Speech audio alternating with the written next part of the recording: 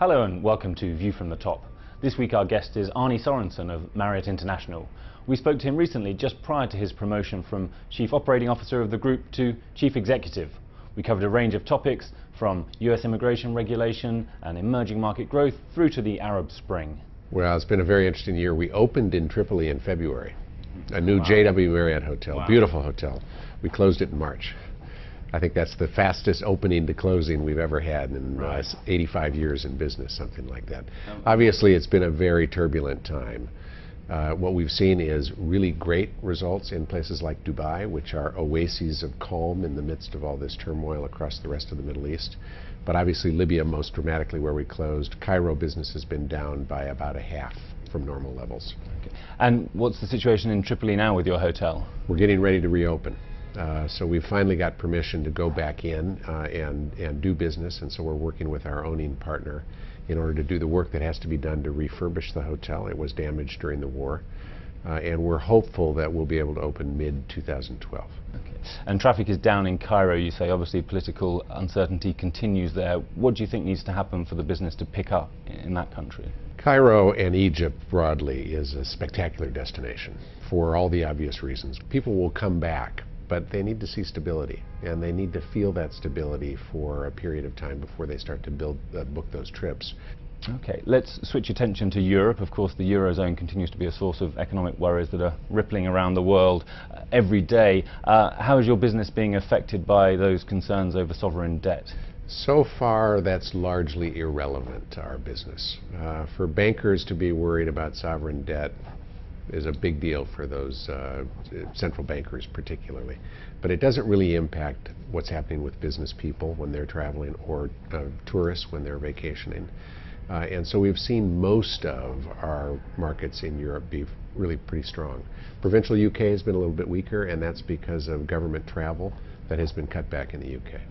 So you've not seen signs of companies cutting back their own spending on travel in the midst of all these concerns? Not significantly, and obviously we'll watch it. If the economy slows further in Europe, it'll have an impact on our business, but so far so good. Let's talk a little bit about the globe more generally. If you look at some of the key metrics in your sector, occupancy rates and the kind of pricing power you have, where are we in the cycle? We're really just at the beginning. I think in many respects we're at the cusp of a new golden age of travel.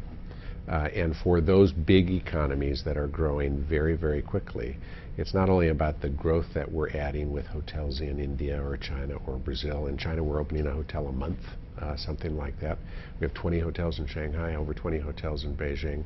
Tremendous opportunities in those markets.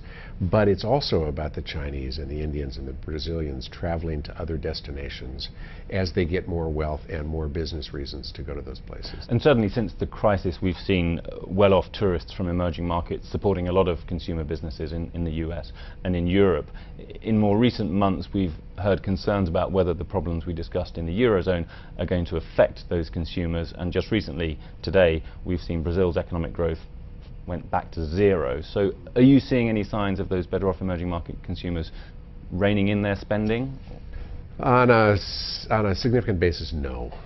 And I think actually even the Brazilian thing is driven by currency and interest rates and some things which are probably not terribly indicative of what the individual Brazilian traveler or consumer is doing.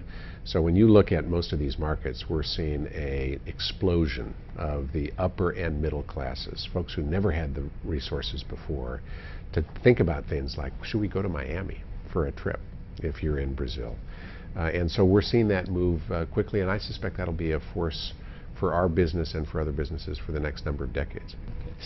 And of course, for all the talk about globalization, crossing borders is not a seamless process for many people, and I know this is an issue that affects your business. Tell me a little bit about the bureaucracy that you see affecting some of your international travelers. Yeah, now the visa policy obviously is driven country by country, and sitting here in the United States, we obviously focus significantly on the United States visa policy.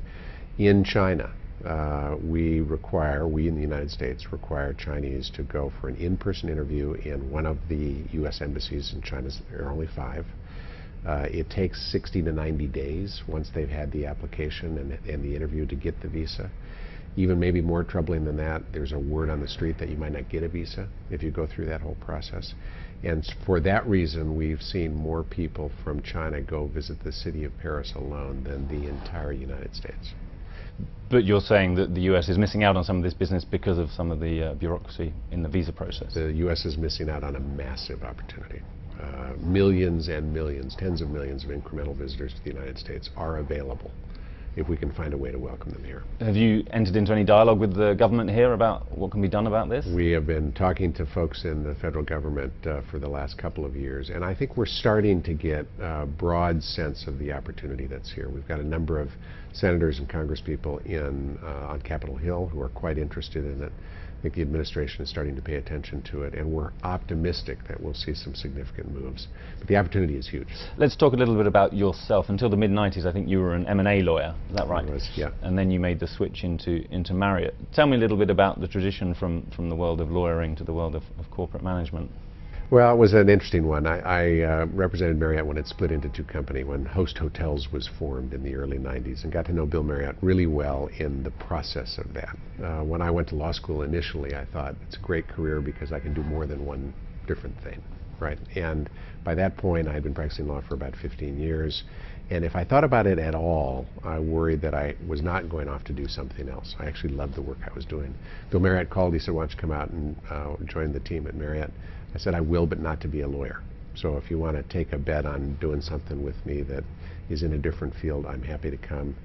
He said, fine. I said, okay, I'm coming. And there was no more definition to it than that. It's been a great business to be part of, and I've had a great partnership with him. And you're one of the first leaders at the top of the company to come from outside the Marriott family. Yeah. Tell me a little bit about the experience of working in a business where the family still has such big influence. Yeah, the Marriott family is a huge advantage for us as a company because it allows our associates, and there are about 300,000 people who wear the Marriott name badge every day, and it allows them to connect to our company in a way that's very personal. Because there's a living family whose name is over the door. Bill Marriott visits over 250 hotels every year, so he shakes thousands and thousands of those associates' hands, and it's a huge advantage for us. And as a consequence, it makes it a more special place for me, too, to be part of. So, Arnie, it's a long tradition at the FT to give our view from the top interviewees an opportunity to play long short. Are you ready? Why not? We're going to start off with New York real estate. Long. The dollar versus the euro. Long. President Obama. Ooh, short. Newt Gingrich.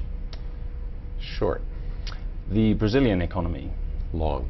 And I think you were born in Tokyo, so we'll ask about the Japanese economy. Short. Something important to all your customers, cotton, which is used for the linens in your hotels. Long. And finally, the Washington Redskins. Short. Arnie? Very short. Thank you very much. You bet.